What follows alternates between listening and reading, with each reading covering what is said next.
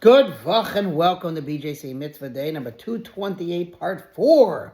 Using the Sefer Hachinuch, a mitzvah that keeps your soul on its way, dedicated for a refuah shlema of Gedaya Asher ben Shoshana Miriam. He should have a speedy refuah shlema. Okay, we are continuing with the mitzvah entitled not to withhold a monetary obligation.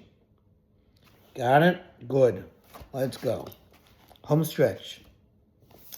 Okay, dispute regarding the mitzvah. The French sage, Rav Moshe of Kusi, author of Sefer Mitzvah A, the Smag, writes in his count of the mitzvahs that since we find that Rava, as quoted above, has stated that withholding money and robbery are one and the same, we do not count the prohibition against withholding the money of others as a separate mitzvah in the count of the mitzvah prohibitions.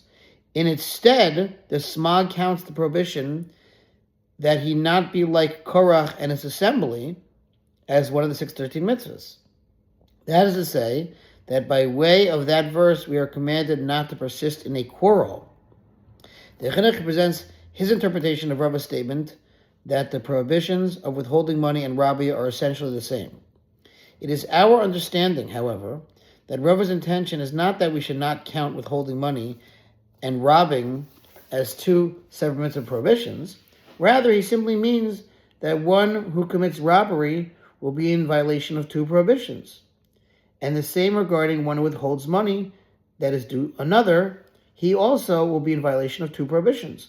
And although the perpetrator ultimately violates both of these prohibitions, since in the final analysis their aspects are different from one another in terms of how the illegal gain is obtained, we are to count them as two separate prohibitions.